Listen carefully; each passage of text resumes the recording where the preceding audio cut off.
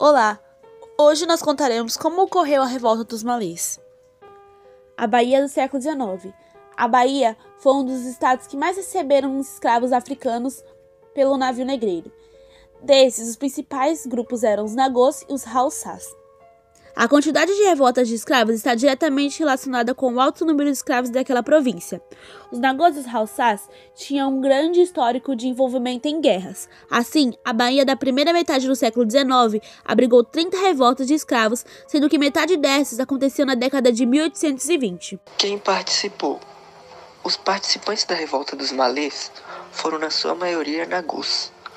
Mas sabe-se também que o levante contou com a participação de africanos, Haussás e Tapas, conhecidos também como Nupes.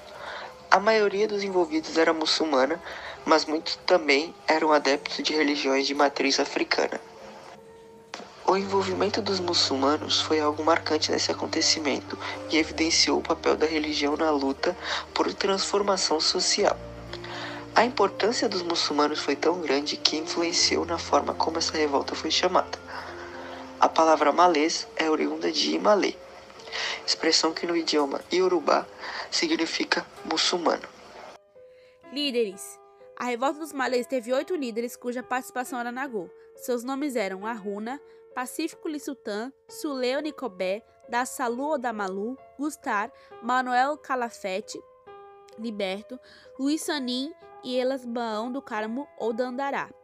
A listagem desses nomes foi apresentada pelo historiador José Reis. A revolta contou com a participação de 600 africanos escravizados e os líderes dela combinaram para que ela acontecesse no final do Ramadã, mês sagrado para os muçulmanos.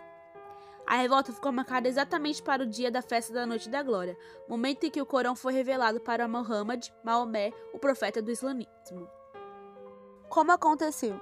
Na madrugada do dia 25 de janeiro, a trama havia sido denunciada e todo o planejamento ruiu-se quando isso aconteceu. A revolta tinha sido planejada pelos escravos urbanos que se aproveitaram da maior liberdade de locomoção que possuíam em relação aos escravos que trabalhavam na lavoura. Como mencionado, a revolta teve um forte envolvimento com o islamismo. E isso ficou perceptível porque os africanos que se rebelaram estavam usando um abadá branco, traje típico dos muçulmanos. Além disso, muitos deles usavam amuletos com passagens do Corão escritas em árabe. Eles acreditavam que esses amuletos protegeriam seus corpos. Os combates espalharam-se horas a fio pelas ruas de Salvador e resultaram na morte dos 70 africanos envolvidos e em 9 mortes nas forças que lutavam contra os rebeldes. A última batalha deu-se em um local de Salvador chamado Água de Meninos. Muitos africanos encurralados procuraram fugir pelo mar e acabaram afogados. A revolta dos malês, portanto, fracassou. Punições. Os punidos sofreram com a prisão, o açoite, deportação e a execução. Ao todo, 4 dos envolvidos foram condenados à morte, sendo eles Jorge da Cruz Barbosa, Pedro, Gonçalo e Joaquim.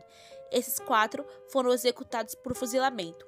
Uma lei aprovada naquele ano determinava que todos os africanos e descendentes suspeitos de envolverem-se com revoltas escravas seriam deportados para o continente africano. Existem estatísticas que apontam que houve a deportação de milhares de negros para a África.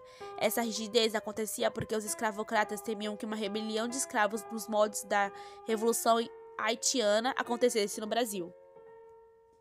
E é isso, muito obrigada.